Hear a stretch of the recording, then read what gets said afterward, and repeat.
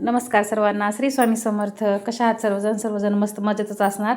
आजचा व्हिडिओ आपला गावाकडचा आहे ताईंनो. म्हणजे गावाकडं भावाचं घराचं काम चालू आहे ना, मग त्याच्यासाठी मग गावाकडे गेले होते. म्हणजे स्लॅबसाठी मुलगी लागते म्हणतात. मग आजकाल काय पण म्हणतात बायका. त्याच्यामुळे आई म्हणली गावाकडून तू पण ये. आणि भैयाचा पण फोन चालू होता. चला म्हणलं आपलं भैयाचं भावाचं घर उलालं म्हणलं बहिणीसाठी. बहिणीपेक्षा आनंदी कोण असणार आहे दुसरं. म्हणलं जाऊ द्या, आता भावाचं एवढं मोठं काम होतं तर म्हणलं आपण चला आता वेळात वेळ काढून आपण पण गेलंच पाहिजे ना. विहिरी जातो म्हणजे मग अशा वेळेस तर गेलंच पाहिजे ना आपण पण. म्हणलं जाऊ दे, मग आता मुलांना पण सुट्टी नव्हती आणि मिस्टरांना पण सुट्टी नव्हती. मला ते आते तर नाही येणार, म्हणलं आपणच जाऊ. म्हणलं मग मीच गेले होते. मग सकाळी गेले होते घरी, रात्री बसले होते गाडीला आणि दिवसभर एकतर वारीत चालून आलेले होते. पण तरी पण म्हणलं जाऊ दे, आता भैयाचा आला ना फोन तर म्हणलं चला. आणि अचानकच ठरलं स्लॅबचा, रविवारी पडणार होता स्लॅब म्हणून मग ना जाऊ म्हणलं निवांत. तरी पण मग आता अचानक ठरलं म्हणल्यावर भैयाचा फोन आला होता रात्रीचा अचानक. म्हणून मग बसले होते गाडीला. मग सकाळी घरी पोहोचले होते. मग स्लॅबचे अजून ते मशीन यायची होती म्हणून मग आत्याचा पण मान आहे ना, आत्या पण घरची लेक माणूसच आहे ना, म्हणून मग आत्याला पण बोलवलं होतं आईनं पूजेला. आत्याला गावातच दिलेलं आहे, गावातच राहते माझी आत्या. आणि मला एकच आत्या ही. मग आत्याला पण बोलवलं होतं. मग आत्याने मी दोघींनी पण मस्त अशी पूजा करून घेतली. आणि शनिवार असल्यामुळे गावातच आहे ना मुलांची शाळा. आणि गावाकडच्या मुलांना शाळा पण हाफ डे असतो ना शनिवारचा. पण मग मुलं पण आले होते शाळेतून. छान अशी सर्वांनी मिळून पूजा पण केली होती. आईनं दही भाताचं नैवेद्य पण आणलं होतं. आणि आंबील पण शिंपडतात ना, आंबीलचा थंडावा असताय म्हणतात. म्हणून मग आंबील म्हणजे कसं आंबील शिंपलं ना घरात कायमस्वरूपी थंडावा राहते. मग त्याचं वास्तुशांतीला पण शिंपतात. आणि स्लॅबच्या वेळेस पण सर्व स्लॅबवर हे असं टाकून घेतात आंबील. म्हणून मग आईनं आंबील पण घरी बनवलं होतं. मग आई पण बसली होती मस्त असं पूजा बघत. वहिनी पण आले होते आणि वडील पण आले होते शेतावरून पूजा करायचं म्हणल्यावर. मग मोठं भैया काय अजून आलं नव्हतं. मोठं भैया हॉटेलमध्ये होता. म्हणलं आधी बारकी जोडी पूजा करून घेतील आणि मग पुन्हा तो हॉटेलमध्ये जाऊन मग बारक्या भैयाला तो पाठवणार होता. म्हणून मग आम्हीच आधी पूजा हे करून घेत होतो. वहिनी हे आत्याने आईनं सगळं टॉयल टोपी हे सगळं आणलं होतं. आणि दक्षिणा पण ठेवतात ना, मग ते आपले कामगार लोक घेतात मग दक्षिणा हे. म्हणून मग दक्षिणा ठेवली, टॉयल टोपी ठेवून आत्याने छान अशी आधी पूजा करून घेतली. आणि मग आधी सोनारीच्यातून भैयाने सर्व ते मोती पवळं ते सोन्याची काडी परत वास्तू हे सर्व राहते ना ते पूजेचं काय काय असतं ते मला काय माहिती नाही ताईनं. पण आईनं सर्व काय आणायला सांगितलं होतं आईला. कसं आता गावाकडच्या बायकांना माहिती असतं ना पूजेला आपल्याला काय काय लागतं ते. आईनं सगळं आठवणीनं भैयाला आणायला सांगितलं होतं. मग ते 5 लोटके घेतात. मग ते 4 दिवसाला 4 लोटके ठेवायचे आणि एक मध्यभागात स्लॅबमध्ये मध्यभागात ठेवतात. त्याच्यात दही आणि आंबीलचं हे नैवेद्य ठेवतात. आणि नैवेद्य दाखवून छान अशी पूजा केली वहिनीने. आम्ही सगळ्यांनीच पूजा केली. आणि माझी चुलती पण आली होती, छोटी चुलतीने. आणि एक चुलत वहिनी पण आली होती.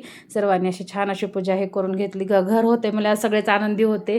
म्हणजे आधी पण होतं स्लॅबचं सरकारने बांधून दिलेलं होतं. 4-5 रूम 3 रूमचं होतं सॉरी. आणि ते 3-4 रूमचं पत्र्याचं होतं परत वडिलांनी बांधलेलं. पण आता स्लॅबचं होते मला सगळ्यांना आनंद होता. आणि भावाचं भाऊ पण भरपूर कष्ट करतात, कष्टाचं फळ पण मिळतं मिळालं. मग ते पण आनंदात होते सर्वजण. हा माझा छोटा भैया होता. मग प्राची सर्वजण पण स्कूलमधून आले होते. सगळ्यांनी छान अशी पूजा करून घेतली. ही माझी मोठी वहिनी आहे. मग आई वडील पण खूप आनंदी होते. मग आता मुलं मग कसं आता त्यांनी इतके दिवस कष्ट केले त्यांचं आता झालं होतं वय हे. पण वडील पण भरपूर अजून काम करतात शेतात. आणि आई पण घरातलं डाळीदुळी आईचं पण भरपूर काम असतं घरातलं. कसं मोठे माणसं घरात असले की वेगळंच असतं ना. आणि बहीण ही माझे दोन्ही भाऊ पण अजून एकत्रच आहेत. आणि दोघं पण भरपूर कष्ट करतात. त्याच्यामुळे मग आता कष्टाचं पण चीज झालं होतं. आणि गाड्या पण आता झाल्यात. मला आता गाड्या झाल्यात. आता मुली पण कसं आता लग्नाला येते त्याच्या आधी घर झालेलं बरं पडतं ना. मग घर पण आता पाहुणे बघायला येणार करणार म्हणलं मग घर पण असलंच पाहिजे ना आपलं गावात. चांगलं होतं आधीचं पण खूप छोटं होतं म्हणून मग आता घर पण बांधायला काढलं होतं. मग आधी सर्वांनी पूजा करून घेतली आम्ही. मग पुन्हा मग काकी आधी बोलायला गेले होते. पोरं पण काकी कुठं तरी बाहेर गेलेल्या होत्या. म्हणून मग नंतर मग काकी पण आली. मग बघा सर्वांना पेढ्याचा प्रसाद देऊन सर्वांना नमस्कार करत होती. सांगायची पण गरज लागत नाही. गावाकडच्या पोरांना कसं संस्कार राहतात ना, एकमेकाचं बघून पाहून शिकतात पोरं. मग सर्वांना तिनं प्रसाद दिला. मग आम्ही पूजा करून घेतली. आणि मग आईनं ते आणलेलं होतं सगळं. मग ते मटक्यात घालून मध्यभागी मधल्या ह्याच्यात ठेवून दिलं ते. मग आता स्लॅबचे अजून माणसं हे यायचे होते. ऊन पण भरपूर तापत होतं. वरतून बघा गाव असं आमचं मस्त दिसत होतं. म्हणजे गाव 2 भागात विभाजन झालेलं आहे. 2 भागात म्हणजे आधी भूकंप झाला ना आमच्या गावाला. त्याच्यामुळे भूकंपात 2 गाव झालेले आहेत. म्हणजे काय खाल्ल्या गावात काय वरल्या गावात असे राहतात. म्हणजे माझ्या माहेरचं गाव सांगायचं झालं तर सालेगाव आहे. आणि मेन चौकातच प्रांजली हॉटेल भावाचं हॉटेल पण मोठं आहे. मग आत्यानी आणि मी आणि भाचीनी म्हणजे लेकीच्या हातून हे करून घेतलं, पहिला पहिला मान आम्ही माल टाकून घेतला स्लॅबमध्ये. म्हणजे आणि आशीर्वाद पण तेवढाच दिला. म्हणलं भावाचं होतंय ना, बहिणीपेक्षा अजून कोण आनंदी राहणार आहे. सर्वात जास्त मला पण खूप आनंद झाला होता. म्हणलं भावाचं घर होतंय, मग पण जाऊ दे म्हणलं. मी पण गेलेच होते. तर म्हणलं मग आई पण म्हणली आत्या आणि मी, मग दोघींनी मिळून आधी माल टाकून घेतला. आमच्या दोघींनी आधी पूजा करून माल पण टाकून घेतला. आणि मग बारका भाई हॉटेलमध्ये गेला. कसं हॉटेलमध्ये कोण ना कोण लागते ना, आहेत हाताखालचे पोरं पण आपण पण मेन माणूस पण लागतंच ना हॉटेलमध्ये. म्हणून मग बारका भैया पूजा केला, बारक्या जोडीने पूजा हे केली. आणि मग मोठा भैया पण आले होते. आता ही मोठे भैया आणि मोठी वहिनी आहेत ताईनं, मग त्या दोघांनी पण छान अशी पूजा करून, वरती दिवा काय राहतच नव्हता त्याच्यामुळं मग अगरबत्तीस लावून छान पूजा केली. आणि जायला जिना पण अर्धा जिना झाले होता ना, अर्धा जिना ते स्लॅबसोबत भरणार होते.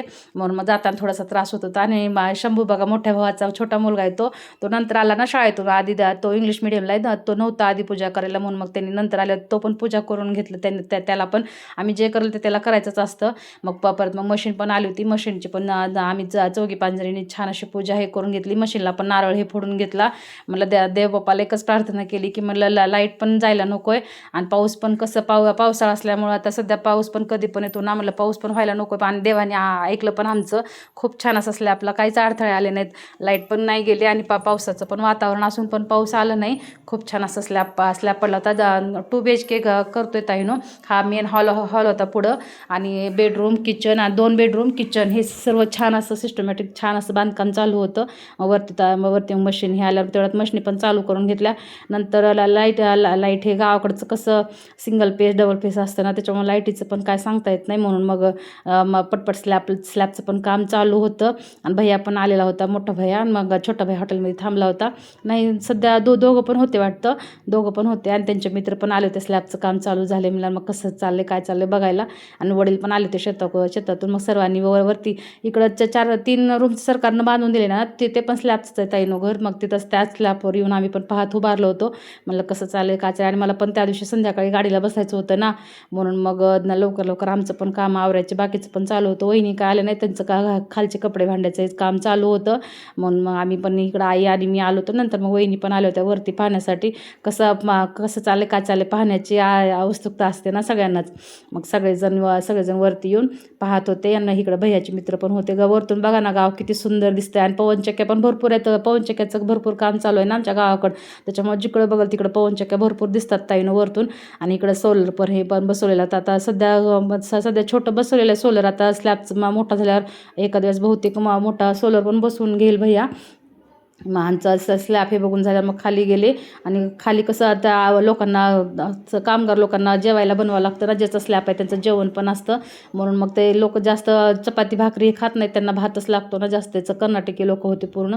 म्हणून मग त्यांच्यासाठी सांबार भात बनवायचं होतं. म्हणून मग मी पण खाली गेले. आणि वहिनीची माझी तयारी चालू झाली. तोपर्यंत मी वरती गेले होते, तोपर्यंत वहिनीनं भात शिजायला घातला होता आणि डाळ पण शिजायला घातली होती. म्हणून मग थोडंसं काम पण हलकं झालं होतं. म्हणून मग बाकीचं कांदा टमॅटो बटाटा सगळं मी चिरून घेतलं. आणि मग फोडणी मारायला बसले. इकडं वहिनीचं भात शिजवायचं काम चालू होतं आणि मला तिकडं सांबारची तयारी चालू होती. आता सध्या कसं तिकडं बांधकाम चालू आहे ना, त्याच्यामुळे छोटंसं शेड मारलं. आणि हॉटेलचे बटाटेचं हे भरपूर काम असतं ना, त्याच्यामुळे धुरानं थोडंसं शेड असं काळं झालेलं आहे ना, त्याला थोडंसं इग्नोर करा. काम कसं स्वयंपाक भरपूर असतो ना गावाकडं, त्याच्यामुळं मग धुरानं पण काळ होतं. आणि शेगडी पण गॅस पण आहे, पण गॅसवर असं चहा पाणी भाज्या हे करतात. आणि चुलीवर बटाटे शिजवायचं भाकरी करायचं असे मोठे कामं चुलीवर करतात. मग मला सांबार हे करून झालं होतं. वरतून कोथिंबीर टाकून दिली. मग त्या दिवशी एकादशी होती ना आईची आणि वहिनीचं इकडं काम चालू होतं शेगडीवर खिचडी करायचं. व्हिडिओ आवडला तर लाईक